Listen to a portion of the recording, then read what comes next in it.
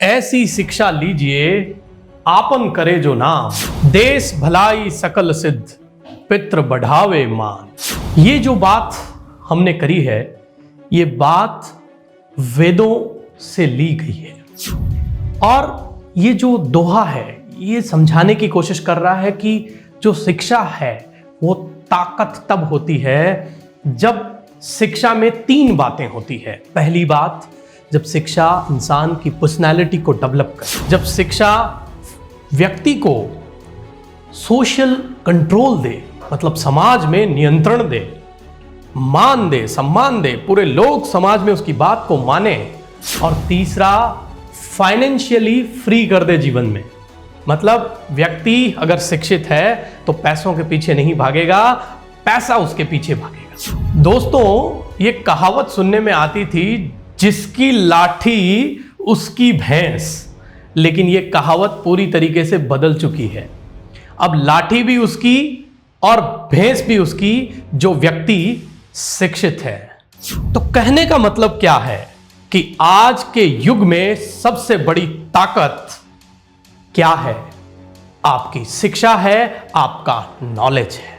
तो फ्रेंड्स, कैसे एजुकेशन आपका हर मोड़ पे साथ देती है, कैसे एक हथियार के रूप में कार्य करती है, आज का विषय यही है, जिसमें हम सीखेंगे कि जो शिक्षा आपके द्वारा ली गई है उसका भरपूर उपयोग आप हर कार्य क्षेत्र में, हर परिस्थिति में भरपूर कर सकते हैं।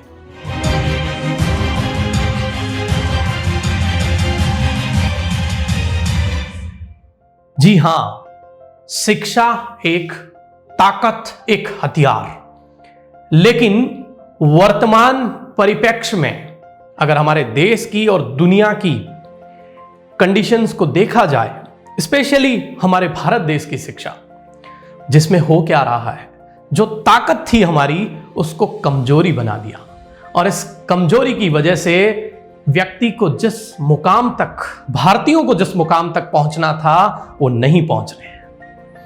तो आज इस चर्चा में हम ये जानते हैं कि क्या करने से या क्या चीजें छूट रही है जिनकी वजह से हम वहां पे नहीं पहुंच रहे। अगर तरीके से शिक्षा को समझा जाए तो शिक्षा का मतलब है कि आप कैसे सोचते हैं और कैसे एक्ट करते हैं।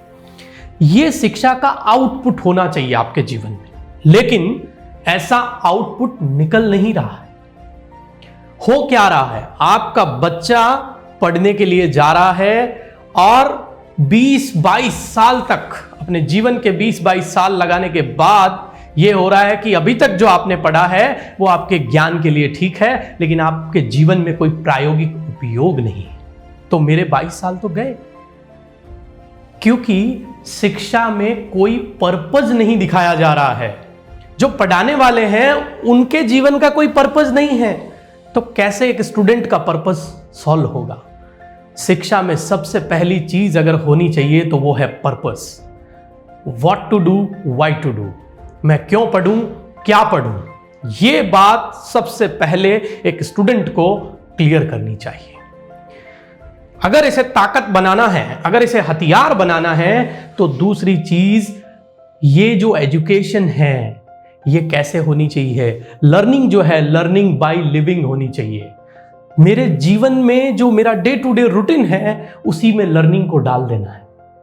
ये जो रट्टू विद्या का तोता है, इसको हर स्टूडेंट से निकाल के बाहर फेंकना है दोस्तों, और लर्निंग थ्रू एक्सपीरियंस आना चाहिए।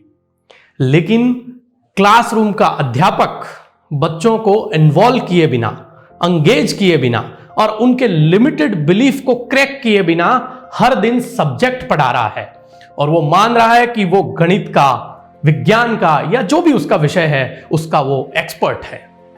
लेकिन सच्चा एजुकेशनिस्ट वो है जो तीन चीजें करे, बच्चों को सबसे पहले इन्वॉल्व करे, एंगेज करे और हर दिन उसके लिमिटेड बिलीफ को क्रैक करे। तो हमें इसको ताकत बनाना कैसे है? सिर्फ बच्चे की आईक्यू के ऊपर काम करने से नहीं होगा। बच्चे के और भी कई क्वेश्चंस हैं, जैसे इमोशनल क्वेश्चंस। इमोशनल इंटेलिजेंसी उसको चाहिए, क्रिएटिविटी उसको चाहिए, विजनरी क्वेश्चंस उसका होता है, उसे डेवलप करना है, एडवर्सिटी क्वेश्चन होता है कि विपरीत परिस्थितियों में वो कैसे काम करेगा, ये भी एकदम क्लियर होना चाहिए। ये सारी चीजों के ऊपर अगर बराबर तरीके से काम हो और सॉफ्ट स्किल और हार्ड स्किल का एक जैकेट बच्चे को पहना दे, तो ये जो कमजोरी है देश की, ये ताकत बन के उभर जाएगी। दोस्तों, एजुकेशन आपका हथियार बन जाएगा। तो आज के इस सेशन में उम्मीद है कि आपने एजुकेशन को ताकत कैसे बन सकता है ये जान लिया है।